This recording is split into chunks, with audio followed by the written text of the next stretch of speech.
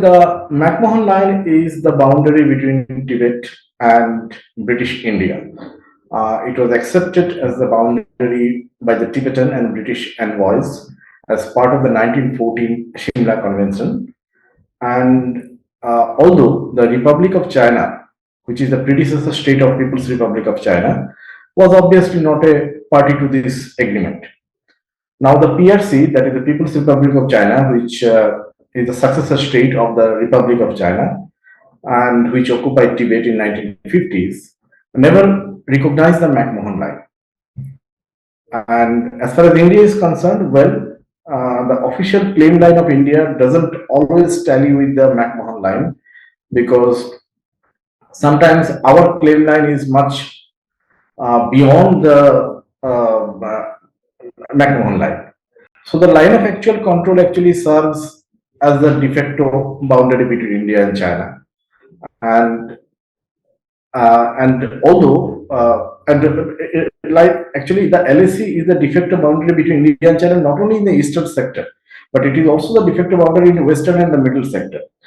But I must add here that there is no mutually accepted alignment of the line of actual control. There is a dispute.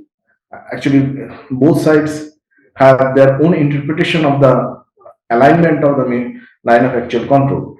So there is no mutually accepted alignment of the LAC, and that is the reason for repeated frequent transgressions by both sides. And India claims that China is illegally occupying about 38,000 square kilometers of its territory in Akshay Chin, which is bordering eastern Ladakh. And Pakistan also ceded to China about 5,180 square kilometers of the Indian territory to China in 1963.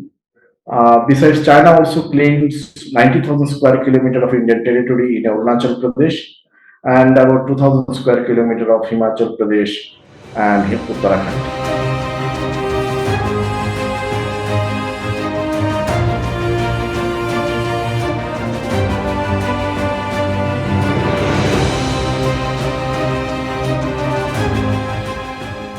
I'm not sure if that particular point in that resolution is something we should be excited about.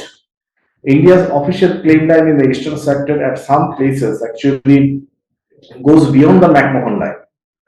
And our official position is that India-China boundary is not demarcated. And that is why India and China have been negotiating to settle the dispute. The special representatives of India and China had started talks to resolve the boundary dispute in 2003, and they reached an agreement in 2005 on the political parameters and guiding principles for settlement of the dispute.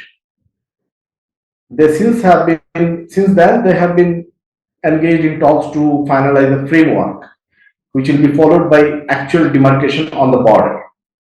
Now, Mr. Ajit Doval, Prime Minister's National Security Advisor, he is currently the special representative of India for boundary negotiations with China. And Mr. Doval and his counterpart, Mr. Wang Yi, had their last round of negotiation in December 2019. But the process got stalled after the military standoff started in Ladakh, in eastern Ladakh, in April-May 2020. So another reason why I believe that India is not much excited about this resolution, and why there has not been any official response or official reaction from the Indian government, is that India has always been publicly opposed to any third-party mediation in its boundary dispute with China.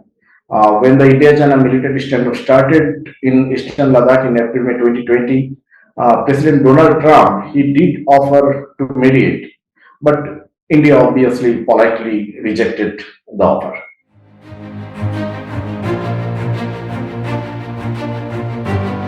There are other issues in the US Senate resolution, like endorsing India's claim over the entire area of Arunachal Pradesh and condemning China's aggression. All these are fine and consistent with India's position, But we must not forget that this is just a resolution introduced in the US Senate. It's not an articulation of the US government's position on the issue.